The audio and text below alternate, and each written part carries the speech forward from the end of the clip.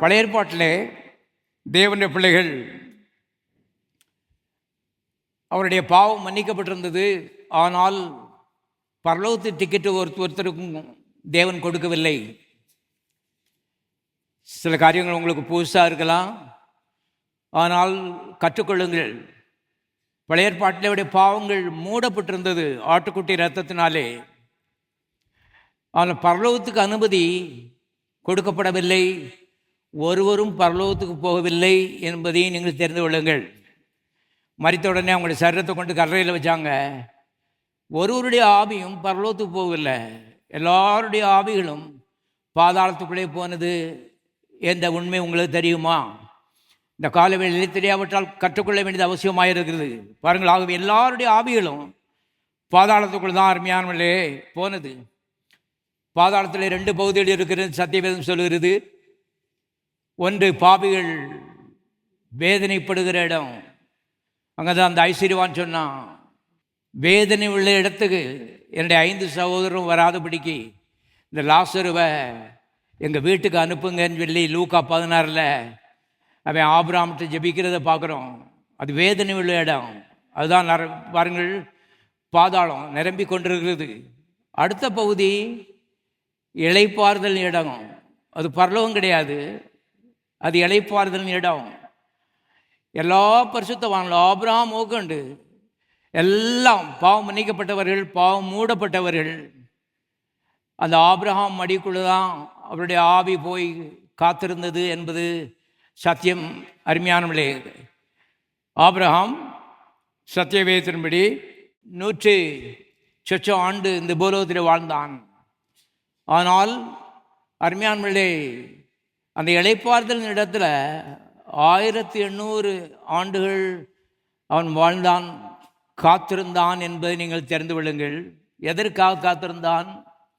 இயேசுவின் மரணம், அடக்கம், உயிர்த்தெழுதல், இதுக்காக காத்திருந்தான். கர்த்தருடைய உயிர்த்தெழுதலுக்கு அப்புறம்தான் பழைய ஏற்பாட்டு பரிசுத்தவான்களுக்கும் பரலோகத்துக்கு டிக்கெட் கிடைத்தது. இயேசுவின் உயிர்த்தெழுதலுக்கு பின்பு அவர் பரமேறி போகும்போது தான் பழைய ஏற்பாட்டு பரிசுத்தவானுடைய ஆவிகளை கர்த்தர் அங்கே கூட்டி சென்றார் என்று சத்தியவேதம் சொல்கிறது. அது வரைக்கும் அவர்கள் அங்கே காத்திருந்தார்கள். ஆனால் நாம் இன்றைக்கு காத்திருக்க வேண்டிய அவசியம் இல்லை. காரணம், கர்த்தர் வந்து விட்டார். எல்லாரும் கரங்களை கத்தி சோதரிப்போம்.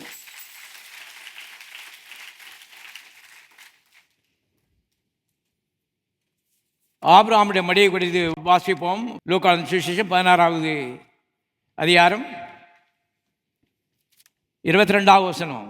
பின்பு அந்த தரித்திரன் மரித்து தேவதூதரால் ஆபிரகாமுடைய மடியிலே கொண்டு போய் விடப்பட்டான். ஐஸ்வர்யவானும் மரித்து அடக்கம் பண்ணப்பட்டான். பாதாளத்திலே அவன் வேதனைப்படுகிற போது தன் கண்களை ஏறெடுத்து தூரத்திலே ஆபிரகாமையும் அவன் மடியிலே லாசருவையும் கண்டான். பாருங்கள், ஆகவே பழைய ஏற்பாட்டு பரிசுத்தவான்கள் யாரும் பரலோகத்துக்கு போகல. ஏன்? இயேசு எல்லாவற்றும் முதல்வராக இருப்பது தேவனுடைய திட்டமாக இருக்கிறது. இயேசு ஏதோ ஒரு மதத்தலைவர் கிடையாது. அவர் தான் ஹீஸ் ஆல் இன் ஆல். எல்லாம் அவர் தான். வானம் அவர் தான், பூமியும் அவர் தான், ஆல்பா அவர் தான், ஒமேகா அவர் தான், இடையில எல்லாம் அவர் தான், ஆதி அந்தம் எல்லாம் அவர் தான். வானம் அவருக்கு சொந்தம், பூமி அவருக்கு சொந்தம், நீங்கள் அவருக்கு சொந்தம், எல்லாம் எல்லாம் அவருடைய தான். பாருங்க, அப்படிப்பட்ட தேவன் அருமையானே, பாருங்கள், ஒரு வழி வைத்திருந்தார். பழைய ஏற்பாட்டுக்காரங்கெல்லாம் பார்த்தீங்கன்னு சொன்னால் ஆராதிக்கிறதுக்கு இப்படி வசதியாக உட்காந்து ஆராதிக்க முடியாது. இப்படி வசதியாக உட்காந்து பிரசங்கமும் பண்ண முடியாது. சீனாய் மலையில் கர்த்தர் இறங்கினார். மேலே புறாவும் அக்னி காடாக இருந்தது. கர்த்தர் கீழே ஒரு கோட்டை கிழிச்சு மோசையிட்டு சொன்னார், ஒரு எலியை குறி. அந்த எலியை தாண்டி உள்ளே வந்தவன் செத்தான். அவ்வளோதான். இதுதான் கடவுளுக்கும் மனிதனுக்கும் இருந்த ஒரு உறவு என்பதை தெரியாவிட்டால் தெரிந்து கொள்ளுங்கள். வீட்டில் போய் யாத்திராவும் 19ஆம் அதிகாரத்தை படித்து பாருங்கள். மக்கள்லாம் எல்லாருமே நடுங்கினார்னு போட்டிருக்கு. மோசையும் நடுங்கினான்னு போட்டிருக்கு. கடவுளை பார்த்து நாம் எத்தனை பேர் நடுங்கிட்டு இருக்கோம்? நடுங்கக்கூடாது. ஆனால் கண்டிப்பாக கர்த்தரை நேசிக்க கற்றுக்கொள்ள வேண்டும். என்றால் இந்த கடைசி காலத்தில் நாம் ஜீவிக்கிறோம். we are in the last days. கவனிங்க, ஒவ்வொரு படிப்படியாக கர்த்தர் அருமையான கர்த்தர் தம்மை வெளிப்படுத்தி கொண்டே வந்திருக்கிறார். எபிரேயர் 1ஆம் அதிகாரம் 1ஆம் வசனத்தில் வாசிக்கிறோம். பூர்வ காலங்களிலே பங்கு பங்காகவும் வகை வகையாகவும் தீர்க்கதரிசிகள் மூலமாய் தம்மை குறித்து தேவன் வெளிப்படுத்தி கொண்டிருந்தார். இந்த கடைசி காலத்திலே தம்முடைய குமாரன் மூலமாய் தேவன் தம்மை திருவுளம் பற்றி இருக்கிறார் என்று எபிரேயர் 1:1-2 சொல்லுகிறது.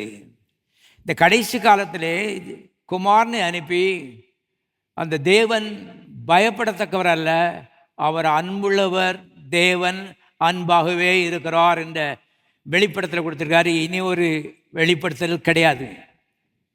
நன்றாக தெரிந்து கொள்ளுங்கள். மறுபடியும் சொல்கிறேன், கடைசி ரெவலேஷன் என்னன்னு கேட்டிங்கன்னா, யாத்ராம் 19 இருக்கிற ரெவலேஷன் என்னென்னா, 8 நெல் கிட்ட வராத வந்தியன்னா செத்துருவா அவ்வளோதான். கர்த்தர் சொல்லிட்டாரு, லைனை யாராவது கிராஸ் பண்ணால் உடனே வெல்ல எஞ்சி கொன்னுறணும். ஆகவே மக்கள் நடுங்கினார்கள், மோசே நடுங்கினான். இன்றைக்கு எபிரேயர் 4ஆம் அதிகாரம் 16ஆம் வசனத்தில் எழுதப்பட்டிருக்கிறது, கிருபையை பெற்றுக்கொள்ளும்படி, ஏற்ற சமயத்தில் சகாயத்தை தரும் கிருபையை பெற்றுக்கொள்ளும்படி, இரக்கத்தை பெற்றுக்கொள்ளும்படி கிட்ட என்ன செய்யுங்கள், வாங்க. எட்டி நில்லாத. எட்டி நின்று பிச்சைக்காரமாக நின்று இருந்தால் ஒன்றும் கிடைக்காது. அவிசுவாசப்பட்டுக்கிட்டு நான் என்ன குப்பை தூசின்னு சொல்லிக்கிட்டு இருந்தால் ஒரு காரியமும் கிடைக்காது. கர்த்தர் சொன்னார், கிட்ட வா. இது ஆசீர்வாதத்தின் காலம், பெற்றுக்கொள்ளுகிற காலம், பாத்திரம் நிரம்பி வெளியிற காலம், பயப்படுகிற காலம் இல்லை, பாசத்துக்குரிய காலம். அப்படிப்பட்ட பயங்கரமான தேவன். அதுமாதிரி கர்த்தர் மாற மாட்டார்னு பைபிளில் போட்டிருக்கு. எல்லாம் நமக்கு புரியல. ஆனால் பழைய ஏற்பாட்டுக்கும் புதிய ஏற்பாட்டுக்கும் பெரிய வித்தியாசம் இருக்குது என்பதை தெரிந்து கொள்ளுங்கள். பக்கத்திலே வர முடியாது மனுஷனுக்கு. அருமையான கர்த்தருடைய சமூகத்தில் என்ட்ரியே கிடையாது. வருஷத்துக்கு 3 பண்டிகைகள் இருந்தது. அந்த 3 பண்டிகைகளும் ஆண் மக்கள் மாத்திரம் தேவாலயத்துக்கு போகலாம். பெண் மக்கள் ஆலயத்துக்கு ஒரு நாளும் போனதும் கிடையாது, பார்த்ததும் கிடையாது. அப்படிப்பட்ட ஆண் மக்களும் அருமையானே கர்த்தர் உட்கார்ந்து இந்த கிருபாசனத்துக்கு பக்கத்தில் போக முடியாது, வெளியே தான் இருக்கணும். பாருங்கள், அவ்வளவு கட்டுப்பாடுகள். 10 கற்பனையெல்லாம், இந்த கற்பனைகள்லாம் யாருமே கை கொள்ள முடியாது என்பதை நீங்கள் தெரிந்து கொள்ளுங்கள். ஆகவே அவர்களுக்குள்ளே நாங்கள் தகுதியற்றவர்கள், பாவிகள், எங்களுக்கு ஒரு இரட்சகர் தேவை, எங்களுக்கு புரிந்து கொள்ளக்கூடிய ஒரு நபர் தேவை என்ற ஒரு அங்கலாய்ப்பும் அழுகையும், அப்படிப்பட்ட ஜெபந்தான் அவருடைய ஜெபமாக இருந்தது. இன்றைக்கு எல்லாவற்றையும் கர்த்தர் மாற்றி போட்டார். எல்லாரும் கரங்களை தட்டி கர்த்தர் சோதரிப்போம். இன்றைக்கு லேசான காலத்தில் கர்த்தர் நம்மை வைத்திருக்கிறார். யார் யாரெல்லாம் இயேசு கிறிஸ்து வரணுமோ உடனே நிச்சயலாம் வரலாம், அந்த கணமே வரலாம், விசுவாசிக்கலாம், ஏற்றுக்கொள்ளலாம். முதல்ல கர்த்தரை ஏற்றுக்கொண்டு பாவம் மன்னிக்கப்பட்டு அதுக்கப்புறம் எல்லா தேவைகளுக்கும் அவர் பதிலாக இருக்கிறார் என்பதை இந்த காலவேளையிலே திட்டமாய் தெரிந்து கொள்ளுங்கள். லூக்கா 15ஆம் அதிகாரத்தில் அநேருக்கு இந்த கட்டுக்குமாரின் கதை மாத்தான் தெரியும், மூத்த பையனை பற்றி தெரியாது. ஆனால் அந்த கட்டுக்குமாரன் இருக்கானே அவங்க நல்லவன். அந்த மூத்தவன் தான் அவ்வளவு தேவனுடைய பார்வையில் அருமையானவள அவ்வளவு சரியில்லாத ஒரு ஆள். தம்பி வந்தான்னு சொன்னோடனே கோவிச்சிட்டு வெளியே போய் நின்றுக்கிட்டான். உள்ளங்க நடனம் நடக்குது, பேண்ட் செட் ஓடிக்கிட்டு இருக்குது. மூத்தவன் கோவிச்சிட்டு வெளியே போய் நிற்கான். பைபிளில் போட்டிருக்கு, தகப்பன் வெளியே போய் அவனை வருந்தி உள்ளே நினச்சிதான் அழைத்தான். ஆங்கிலத்திலே ஹி பெக்ட் நிலப்படுத்த கெஞ்சி கேட்டான்னு போட்டிருக்கு. உள்ளவாப்பா, தம்பி வந்திருக்கான், என்ன விவரம்னு கேட்டால் அருமையானவர்களே பாருங்கள், கடைசியில் சொல்கிறான், மகனே நீ எப்போதும் என்னோடு இருக்கிறாய். எல்லாம் சத்தமாக சொல்லுங்க, எனக்குள்ளது எல்லாம் உன்னுடையதே, எல்லாம் உன்னுடையதே. Everything is yours, you are close to me. நீ என்கிட்ட கூட ஒட்டிகிட்டு இருக்க. அறிவு மாத்திரம்தான் இல்லை, அவனுக்கு அவனை விட்டு தம்பி அவனுக்கு ஒன்றும் தெரியல. ஆனால் நீ மூத்த பையன், அப்பா கூட இருக்கிறா, அப்பாவுடைய வார்த்தையை கீழ்ப்படிஞ்சு எல்லாவற்றையும் செய்துட்டு இருக்க. எல்லாம் உன்னுடையது தான். பிரியாணி வேணுமா? ஆட்டுக்குட்டி எத்தனை இருக்குது? நீ போய் ஒரு ஆட்டுக்குட்டியை பிடிச்சி பிரியாணியை போட்டு ஒரு விருந்து வச்சு அப்பாவை கூப்பிட்டா அப்பா என்னை குவிச்சு விட போகிறாரா? இல்லை, சந்தோஷப்படுவார். ஆனால் நீ செய்ய மாட்ட. ஏன்னா எப்போதும் அவன் உள்ளத்துக்குள்ளே ஒரு எண்ணம் இருக்குது, அப்பா எனக்கு ஒன்றும் தரமாட்டார். அப்போ எனக்கு மாத்திரம் தரமாட்டார், என்னமோ எனக்கு தரமாட்டார். பாருங்கள் மனுஷன் எப்படி கட்டுப்போகிறான் பாருங்கள். தேவன் சொல்கிறாரு எல்லாம் உன்னுடையதே. எல்லாம் சொல்லுவோம், எல்லாம் என்னுடையதே. தேவனுடையது எல்லாம் என்னுடையதே. இப்போ நான் கேட்க, எதெல்லாம் தேவனுடையது? உங்களுடைய தேவைகள் ரொம்ப அற்பம்னு சொல்கிறேன். பெருசு நீங்கள் நினச்சிட்டு இருக்கலாம், அற்பமான விஷயம். எண்ணங்கள் மாற வேண்டியது அவசியமாக இருக்கிறது. As a man thinketh in his heart, so is he. ஒரு மனிதன் எப்படி எண்ணுகிறானோ அவனுடைய எதிர்காலம் அப்படியே. நீதிமொழி 23:7 ஞானியாகி சாலமோன் சொல்லியிருக்கான். அன்றைக்கி யூத் மீட்டிங்கில் சொன்னேன், திருப்பி சொல்கிறேன். பாருங்கள், ஒரு கன்வென்ஷன் நடந்துட்டு நாகர்கோவிலில் 5 மணி நேரம் ட்ராவல் பஸ்ஸில். அவ்வளோ டயர்டு. அங்கே போய் சோப்பு போட்டு முகத்தை கழுவிட்டு இருந்தேன். அந்த பாஸ்டர் அங்கேருந்து வந்தார். என்ன செய்றீங்கன்னு கேட்டார். முகத்தை கழுவிட்டு இருக்கேன்னு சொன்னேன். சோப்பு போட்டால் கழுவிட்டீங்க அப்படி கேட்டார். ஆமாம் அப்படின்னு. இந்த வேலையில் இங்கே செய்யக்கூடாது, இது பரிசுத்தமான இடம், இது பரிசுத்தமான இடம்னு சொன்னார். நீங்கள் யோசித்து பாருங்களேன். இப்படி பெந்தெக்கோஸ்தே கேள்வி தமிழ்நாட்டில் இன்றைக்கி இருக்க தான் செய்யுது. அங்கேயும் மக்கள் மாண்டு கொண்டு தான் இருக்கிறார்கள், மாண்டு கொண்டே இருக்கிறார்கள். நீங்கள் வாழ்வடைந்து கொண்டு இருக்கிறீங்க. அறிவு அறிவு அறிவு அறிவை பற்றி பேசிகிட்டு இருக்கோம் பாருங்கள். இந்த மூத்த பையனுக்கு அறிவு இல்லை. ஆட்டுக்குட்டி அடித்து ஒரு பிரியாணி போட்டு, அப்பா இன்றைக்கி என் ஃப்ரெண்ட்ஸு கூட ஃபீஸ்ட்டு உங்களை கூப்பிட்டுருக்கோம், சீஃப் கெஸ்ட்டாக கூப்பிட்டுருக்கோம் வாங்க அப்படின்னா, வெல்டன் சொல்லி அருமையான இருந்து பையனை பாராட்டிட்டு போயிருப்பார். ஆனால் அவன் ஒன்றையும் எடுக்கவும் இல்லை, எடுக்க மாட்டான். ஏன்னா அவன் புத்தி அப்படி. இந்த காலவெளியில் அருமையான எல்லாவற்றையும் எடுத்துக்கொள்ளலாம் எத்தனை பேர் சொல்லுகிறீர்கள்? நல்ல காலத்திலே கர்த்தர் உங்களை வைத்திருக்கிறார். அருமையான காலம், ஃபேவரபிள் டைம். கர்த்தர் உங்களுக்கு வைக்காது ஒன்றுமே கிடையாது, எல்லாத்தையும் வச்சுட்டாரு. அருமையான காலத்தில் பிறந்திருக்கிறீர்கள், ரட்சிக்கப்பட்டிருக்கிறீர்கள். எத்தனையோ பேர் இன்றைக்கி இந்த நேரத்தில் மறிச்சா அருமையான அந்த பாதாளத்துக்குள்ளே போய் இறங்கிடுவோம், ஐஸ்வர்யவாண்டுவேன். ஆனால் நாம் இன்றைக்கி நேரே கிறிஸ்து விட்டு என்ன செய்ய போகிறோம்? போகிறோம். இது நம்முடைய மேன்மை அல்ல. அருமையானுடைய ஒன்று கூட நம்ம செய்யலை பாருங்கள், ஒன்றும் செய்யலை. அதுதான் கர்த்தர்னு சொல்லும்போது அன்பு உங்களுக்குள்ளே இந்த நாளுக்குள்ளே பெருக வேண்டியது மிக மிக அவசியமாய் இருக்கிறது. அருமையான தேவனுடைய பிள்ளைகளே பாருங்கள். ஆகவே கர்த்தர் சம்பாதித்து வைத்திருக்கிறாரு, நாம் அதை எடுக்க வேண்டியது நம்முடைய பொறுப்பு. இயேசுவின் நாமத்தை அடிக்கடி வாயில உச்சரிக்கணும். வியாதின்னு சொன்னால் இயேசுவின் தழும்புகளால் நான் என்ன செய்தேன்? குணமானேன். ஒரு நேரம் இல்லை, 10 நேரம் இல்லை. ஏன்னா அருமையால் உங்கள் எதிராளியாகிய பிசாசன் இவனை விழுங்கலாமோ என்று வகை தேடி என்ன செய்கிறான்? சுற்றி திரிகிறான். அவனுடைய நோக்கமெல்லாம் சான்ஸ் கிடைச்சா ஒழுங்கிடணுங்கிறது தான். நீ இப்போ என்ன யோசிக்கணும்னு சொன்னால், சுகமாகும் வரைக்கும் தேவனுடைய வார்த்தையை நான் விட போகிறது இல்லை. ஏன்னா தேவனும் அவருடைய வார்த்தையும் ஒன்று. ஆதிலே வார்த்தை இருந்தது, இந்த வார்த்தை தேவனாக இருந்தது. ஆகவே இயேசுவின் தழும்புகளால் சுகமானேன்னு சொன்னால், தேவனுடைய தழும்புகளால் நான் என்ன செய்தேன்? சுகமானேன். இன்னும் விளக்கமாக சொல்கிறேன், தேவனுடைய இரத்தத்தினாலே நான் என்ன செய்தேன்? சுகமானேன். இன்னும் கொஞ்சம் விளக்கமாக, தேவனுடைய உயிரினாலே நான் சுகமானேன். அவர் உயிரை கொடுத்து எனக்கு சுகத்தை என்ன செய்கிறாரு? சம்பாதித்து வைத்திருக்கிறார். அவ்வளவு ஆழம் ஆதாமனுடைய பாவம், அவ்வளவு ஆழம் என்பதை தெரிந்து கொள்ளுங்கள். அதனுடைய ஆஃப்டர் எஃபெக்ட், அது உண்டாக்கக்கூடிய தாக்கம் மகா வலியது என்பதை மனதில் பைத்து கொள்ளுங்கள். வேதம் இதெல்லாம் போதிக்கிறது, கிறிஸ்தவனுக்கு ஊழியக்காரருக்கே தெரியாது. அதனால தான் பாவத்தின் சம்பளம் மரணம்னு போட்டிருக்கு. மிருகங்களை பாதிச்சிருக்கு, வானத்தை பாதிச்சிருக்கு. யோபின் புஸ்தகத்தில் பார்த்தா பரலோகத்தையே பாதித்து விட்டது.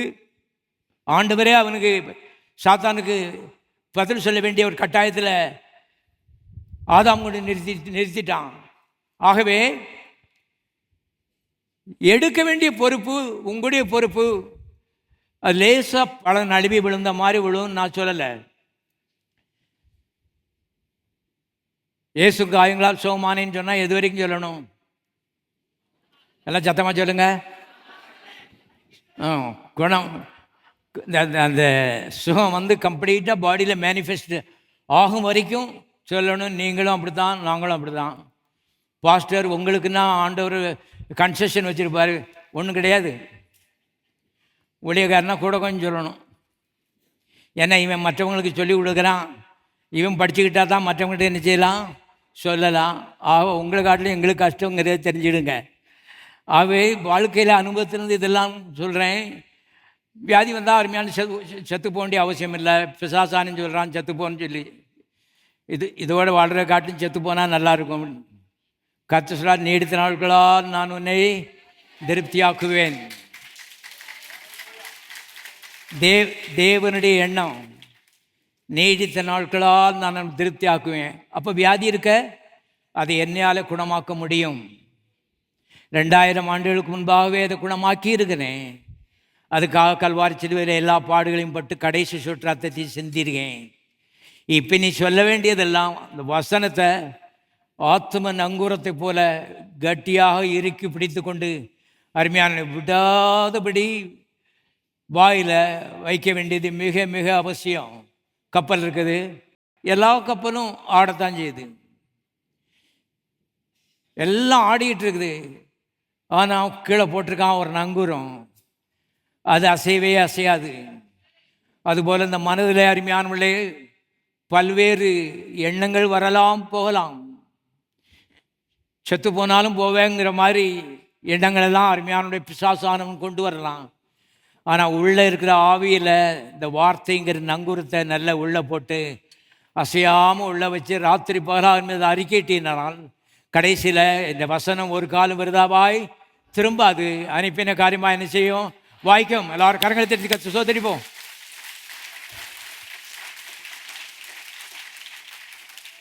சில வாரங்கள் ஆகலாம், சில மாதங்கள் ஆகலாம், அதை பற்றி பரவாயில்ல. 1800 வருஷம் அந்த பாதாளத்தில் அவன் காத்து கிடக்கிறதுக்கு இது ஃபார் பெட்டர். இது அதை காட்டிலும் எவ்வளோ பெட்டர். நாம் திரும்ப யோசிக்கிறோம், சொன்ன உடனே சோமா மாட்டேங்க, இப்படி சொல்லணும், திரும்ப கூட சோமாயிடணும். ஃபர்கெட் இட், மறந்து விடுங்கள். அருமையானவர்களே, சில பயிற்சிகள் அவசியமாக இருக்கிறது. ஏன்னா நித்திய காலத்துக்கு என்று கர்த்தர் அழைத்திருக்கிறார், ஆளுகை செய்யும்படி கர்த்தர் அழைத்திருக்கிறார், ராஜாவாக அழைத்திருக்கிறார். நித்தியத்தில் போய் நீங்கள் ஆளப்போகிறீர்கள். ஒரு ராஜான்னு சொன்னால் அவனுக்கு ஒரு பொறுப்பு இருக்கிறது. ஆகவே வியாதியில் ஜெயம் எடுக்கணும்னு சொன்னால் இந்த வசனத்தை அந்த மாதிரி வாயில் ஜெயம் கிடைக்கும் வரைக்கும் அருமையால பிடிக்க வேண்டிய அவசியமாக இருக்கிறது. மன உறுதியாய் இருங்கள், நிச்சயமாகவே ஜெயம் பெறுவீர்கள். இன்னொரு நேரம் கரங்களை தட்டி சோதரிப்போம்.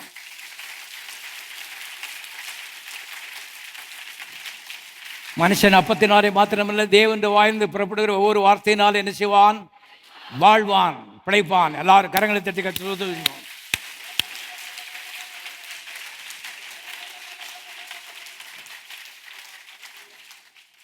சாப்பிட்ற மாதிரி அருமையான சில வியாதிகள் எல்லாம் இந்த வாழ்க்கையில் வந்திருக்கிறது. 5 வருஷத்துக்கு முன்னால் டாக்டரே வந்து ஆச்சரியப்பட்டு பாருங்க, செத்து போனாலும் செத்து போயிடுவாருங்கிற அளவில் சொன்னார். ஆனால் அதெல்லாம் மாறி போய்விட்டது. இப்போ அந்த டாக்டர் நம்ம கோயிலுக்கு வந்துட்டு இருக்காரு.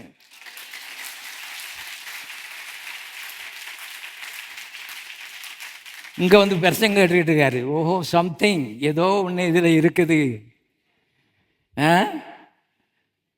அருமையானுடைய கவனிங்கள். ஒரு நாள் காலம் 11 மணிக்கு பெட்டிருந்து எழும்பினேன். என் ரூமுக்கு யாரும் வர்றதில்லை. ஆனால் அப்புறம் 11 மணி ஆகிட்டுன்னு சொல்லி ஒருத்தர் வந்து பார்க்கல. நான் திடீர்னு எழும்புறேன், எழும்பி பார்க்க, கண்ணை திறந்து பார்க்க கண் தெரியல. எனக்கே தெரிந்து விட்டது, இந்த ரைட் சைடில் இந்த வலது பக்கம் ஸ்ட்ரோக்குன்னு சொல்கிறாங்க பாருங்கள். வலது பக்கம் பாதிப்பு, மூளையில் பாதிப்பு ஏற்பட்டிருக்கிறதுங்கிறது எனக்கே தெரிஞ்சிச்சு. எலும்பி வந்து என் மகட்ட சொன்னேன். ஏதோ ஒரு சில ட்ரீட்மெண்ட்டுகளை எடுத்தோம். ஆனால் அந்த டாக்டர் வந்து என் மகட்ட சொல்லியிருக்காரு, உங்கள் அப்பாவுக்கு கண்ணு தெரியும்னு சும்மா நாங்கள் ஆறுதலுக்காக சொல்லியிருக்கோம். ஆனால் உண்மையில் கண் தெரியாதுங்கிறது தான் எங்களுடைய நம்பிக்கையாக இருந்தது. அருமையானே கண்ணு கொஞ்சம் கொஞ்சமாக தெரிய ஆரம்பித்தது. அதுக்கப்புறம் 100 பிரசங்கம் பண்ணிட்டேன்.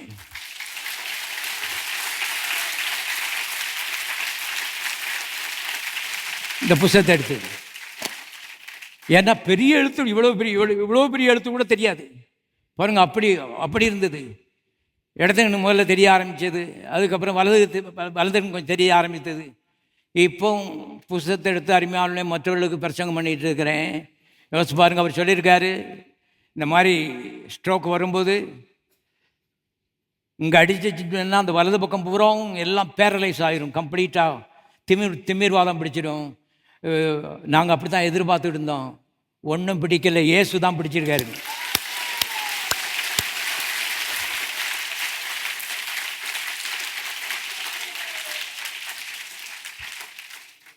பல சந்தர்ப்பங்கள் அருமையான பாருங்கள், டாக்டருக்கு உதவி செய்ய முடியாத ரீதியில் இருக்கிற நிலையில் இந்த வார்த்தை எனக்கு உதவி செய்து இருக்கிறது. ராத்திரி பகலா 40 வருஷமாக அதை பேசிகிட்டு இருக்கிறதுனால அருமையானவர்களே, வார்த்தையும் தேவனும் ஒன்று. ஆகவே தேவன் அவருடைய வல்லமையினாலே உயிரோடு வச்சிருக்காரு. இன்னும் நிறையா வருஷம் வச்சிருப்பார். எல்லாரும் கரங்களை தட்டி கற்று சோதரிப்போம். ஏனென்றால் இந்த காலை வேளை ஒரு உண்மையை சொல்கிறேன், உயிரோடு இருக்கிறது இந்த வார்த்தையை பிரசங்கம் பண்ணுறதுக்காக. இன்னும் நிறைய பிரசங்கம் பண்ண வேண்டி இருக்குது. கவனிங்க, பழைய ஏற்பாட்டில் இருக்க பரிசுத்தவான்கள்லாம் அவருடைய ஆவிகள் இப்படி பாதாளத்தில் போய் 1500 வருஷம் 2000 வருஷம் இப்படி இயேசு எப்போ வருவார்னு சொல்லி காத்துட்டு இருந்தாங்க. இது அநேருக்கு தெரியாது, உங்களுக்கு தெரியாதுன்னு நான் நினைக்கிறேன். கவனிங்கள். ஆனால் இன்றைக்கு இயேசுவை உள்ளத்தில் வாரும் என்று உள்ளத்தில் ஏற்றுக்கொண்டு ஜீவன் போயிடுச்சுன்னு சொன்னால், தேகத்தை விட்டு பிரிந்து கிறிஸ்துவுடனே கூட இருக்க எனக்கு அதிக ஆசை உண்டு. ஆவி போயிடுச்சு சொன்னால் நேரே கிறிஸ்து வாழ்கிற பரலோகத்துக்கு என்ன செய்யலாம், போய் சேர்ந்துடலாம். இவ்வளோ நேரத்துக்குள்ள எல்லாரும் கரங்களை தட்டி கர்த்தரை சோதரிப்போம். எப்படிப்பட்ட பாக்கியமான ஒரு காலத்தில் நாம் பிறந்திருக்கோம் யோசித்து பாருங்கள். மரிச்சா அருமையானவர்களே அழவே கூடாதுன்னு நான் சொல்கிறேன். ஏன்னா நீங்கள் இந்த புஸ்தகத்தினுடைய கடைசி அதிகாரத்தை வாசித்து பாருங்கள். கோட்டை சவரை எப்படி கட்டி வச்சிருக்காரு. அதான் அவருடைய கேபிட்டல், அவருடைய தலைநகரம். இன்றைக்கி இயேசுவை ஏற்றுக்கொண்ட ஒரு மனுஷன் அருமையானவர்களே கண்ணை மூடினான்னா அந்த மகிமையான இடத்துக்கு பரலோகத்துக்கு என்ன செய்கிறான், போகிறான். அப்படி போனவர்கிட்ட நீங்கள் திருப்பி பூமிக்கு போறியான்னு கேட்டால் ஒரு நாளும் போக மாட்டேன். ஐயையோ, அங்கே இருக்க அசுத்தமும் அங்கே இருக்க நாத்தமும் அங்கே இருக்க எதுவும் பூமியா வேண்டவே வேண்டாம். என்ன அருமையான இடம்னு சொல்லி அருமையானவர்களே அபிதமாய் அங்கே இருந்து விடுகிறார்கள். அப்படி ஒரு இடத்தை ஆயத்தப்படுத்தியிருக்கார் கர்த்தர். எல்லாரும் கரங்களை தட்டி சோதரிப்போம். நான் முடிக்க போகிறேன். கவனிங்க. இந்த சின்ன இருதயத்திலே கர்த்தரை ஏற்றுக்கொண்டால் யோவான் 14:1 சொல்லுகிறது, உங்களுக்காக ஒரு அரண்மனையை ஆயத்தம் பண்ண போகிறேன். தமிழில் ஸ்தலம்னு போட்டுட்டான். இங்கிலீஷில் எல்லா வெர்ஷன்லையும் மேன்ஷன் என்று எழுதப்பட்டிருக்குது, அரண்மனை என்று எழுதப்பட்டிருக்குது. இந்த சின்ன உள்ளத்தில் கர்த்தருக்கு இடம் கொடுத்தா திருப்பி அவர் தரும்போது நித்தியமாக நான் வாழும்படி அரண்மனையை உங்களுக்காக என்ன செய்ய போகிறேன், ஆயத்தம் பண்ண போகிறேன். அது எந்த மனுஷனுடைய கையும் அங்கே பட்டது கிடையாது. கை பட்டுச்சுன்னு சொன்னால் அசுசி பட்டு போச்சு, தீட்டுப்பட்டு போச்சு. தொடாத, நானே பார்த்துக்கிறேன். ஒவ்வொருவருக்காகவும் ஒரு அரண்மனையை கர்த்தர் கட்டிகிட்டு இருக்காருன்னு போட்டு தேவதூதரை வச்சு ஆச்சரியத்தில் ஆச்சரியம். நீ ஒன்று கொடுத்தீங்கன்னா 100 அவனுக்கு திருப்பி தருகிறார்னு சொல்லி பிரசியமாக சொல்கிறாங்க. நான் சொல்கிறேன் 1000 திருப்பி தருகிறார். 1000 திருப்பி தருகிறார் அனுபவத்தில் இதுக்கு நாங்கள் கண்டு கொண்டோம். ஆகவே இந்த நாட்களிலே கர்த்தரை நேசிக்க ஆரம்பியுங்கள். அவன் மேலே பாசம் வையுங்கள். சொன்ன மாதிரி செய்யுங்க. அருமையான உங்களுடைய எதிர்காலம் ஆச்சரியப்படுகிற விதமாக என்ன செய்யும் இருக்கும். ஒரு பாட்டு கட்டி பார்த்தேன், பாட்டு கட்டிக்கிறான் பாருங்க. கர்த்தரனை ஆசீர்வதிக்க நினைத்தால் தடை செய்கிறவனு யார்? சுற்றியுள்ள கண்கள் என்ன என்ன செய்யும் காணும். அப்படிப்பட்ட எதிர்காலத்தை உனக்கு வச்சிருக்கிறாரு. கர்த்தரை அம்மாவை காட்டிலும், அப்பாவை காட்டிலும், புருஷனை காட்டிலும், மனைவியை காட்டிலும் நேசிக்க ஆரம்பிங்கள். Money is nothing. இது சோப்பு நோட்டு, பச்சை நோட்டு நாரிப்போகும். அந்த சில்லறையெல்லாம் எடுத்து பீரோக்குள்ளே போட்டு வச்சுப்பார். 3 நாள் கழிச்சு எடுத்து பார்த்தீங்கன்னா நாரும், எல்லாம் நாத்தம். இதை பிடிச்சி இதை கட்டிக்கிட்டு அருமையான மனுஷனுக்கு அழுகுறான் பாருங்க. கர்த்தரை காலை கட்டி பிடிச்சி அழுதியன்னா வானம் வரைக்கும் ஒன்று உயர்த்துவார். Money is nothing. கடைசி வார்த்தை நான் சொல்லி முடிச்சிடுறேன். இயேசு உயிர் தெழுந்ததுக்கப்புறம் செய்த முதல் காரியம் என்னன்னு கேட்டிங்கன்னா, அருமையானவர்களே, அந்த ஆபிரகாம் மடிக்க போய் அங்கே இருக்கிற ஆயிரக்கணக்கான பழைய ஏற்பாட்டு பரிசுத்தவான்களை கூட கூட்டிகிட்டு பரலோகத்துக்கு போனார். எபிரேயர் 2:10 போட்டிருக்கு, கேப்டன் போட்டிருக்கு அவரை பற்றி. கேப்டன் ஆஃப் சால்வேஷன், ரட்சிப்பின் கேப்டன். ஆகவே இயேசு உயிர் தெழுந்ததுக்கு அப்புறம் ஆச்சரியமான ஒரு காரியம் நடந்தது. ஆபிரகாம் முதற்கொண்டு ஆயிரக்கணக்கான பக்தர்கள், பழைய ஏற்பாட்டு பக்தர்கள் பவனி ஏறி மேலே ஏறி போனாங்க. நம்ம கண்ணுக்கு தெரியல, ஆனால் நடந்து விட்டது. இன்றைக்கு ஆபிரகாம் மடி எம்டியாக இருக்குது. கர்த்தர் அதை எம்டி பண்ணிட்டாரு, காலியாக இருக்குது. இன்றைக்கி யாரும் செத்து அங்கே ஆபிரகாம் மடிக்கு போய் ரெஸ்ட் எடுக்க வேண்டிய அவசியம் கிடையாது. எப்போ இயேசு வருவார்னு சொல்லி இப்படி பார்த்துக்கிட்டே இருந்தாங்க. நாம் இன்றைக்கி பார்க்க வேண்டிய அவசியம் இல்லை. அருமையானவர்களே, நம்மை கர்த்தர் காக்க வைக்கவில்லை. காத்திருந்தவர்களுக்கு அவர் எல்லாவற்றையும் சுமந்து கொண்டு வந்து கொட்டுவதற்காக கீழே இறங்கி விட்டார். எல்லாரும் கரங்களை தட்டி கர்த்தர் சோதரிப்போம். எல்லாரும் தயவுசெய்து எழுந்திருப்போம். தேவனுடைய பிள்ளைகளை கவனியுங்கள். உங்களுடைய பிரச்சனை எதுவாக இருந்தாலும் அற்பமான காரியம் என்று யோசியுங்கள். அற்ப தூசி எம்மாத்திரம். நீ இப்போ என் தேவனுக்கு முன்பாக நீ எம்மாத்திரம் தோற்று போகிற, ஓட போகிற, வெக்கப்பட போகிற. நீ எவ்வளோ தூரம் பெருசுன்னு நினச்சி எடுத்து 4 வட்ட போய் பேசுகிறீங்களோ தொலைஞ்சிங்க, அவ்வளோதான், முடிஞ்சது. உங்கள் நாக்கு தான் நம்முடைய விரோதி. பிசாசை காட்டிலும் நாக்கு மோசம். எப்போதும் அருமையான நத்திங். ஓட போகிறேன், நீ நான் ஜெயிக்க போகிறேன். எப்போதும் பிசாசுகிட்ட பிரச்சனைகிட்ட அவிதமாக பேச பழக வேணும். வியாதிகள் மறைந்து போவதை காண்பீர்கள், பலவீனங்கள் மறைந்து போவதை காண்பீர்கள். எல்லாரும் மறுபடியும் கரங்களை தட்டி கர்த்தரை சோதரிப்போம். பரலோக பிதாவை நன்றியோடு நாங்கள் துதிக்கிறோம். பழைய ஏற்பாட்டு பரிசுத்தவான்களுடைய எல்லா நிலையும் கர்த்தாவை இன்றைக்கு மாற்றி நீரே எல்லாவற்றையும் பொறுப்பெடுத்து கொண்டு அடிக்கப்பட்டு நொறுக்கப்பட்டு ரத்தம் சிந்தி பாடுபட்டு எங்களுக்கு எல்லாவற்றையும் இலவசமாய் கர்த்தாவை ஈவாய் தந்திருக்கிறபடியாக நாம் துதிக்கிறோம். நல்ல காலத்திலே, ரட்சிப்பின் காலத்திலே, கிருபையின் காலத்திலே, ஆசீர்வாதத்தின் காலத்திலே கர்த்தாவே எங்களை கொண்டு வந்து நிறுத்தி இருக்கிறபடி நாம் துதிக்கிறோம். எல்லாருடைய கண்களையும் திறப்பீராக. நன்றியுள்ள ஒரு இருதயம் எப்போதும் கர்த்தரை துதிக்க, சுதந்திரிக்க, கர்த்தாவை பலவந்தம் பண்ண பரிசுத்த ஆவியான எல்லாருடைய ஆவி கர்த்தாவை ஏவி எழுப்ப வேண்டும் நாங்கள் ஜெபிக்கிறோம். யாரும் ஏழைகளாக இருக்க தேவையில்லை, யாரும் கர்த்தாவே வியாதியாக இருக்க தேவையில்லை. எல்லாரையும் கர்த்தாவே ஆண்டவரே நீர் உந்தி எழுப்ப வேண்டும் என்று இயேசுவின் நாமத்தில் நான் ஜெபிக்கிறேன். அப்படி செய்கிறீர், அதற்கு ஆமக்கு நன்றி. இயேசுவின் நாமத்தில் பிதாவே.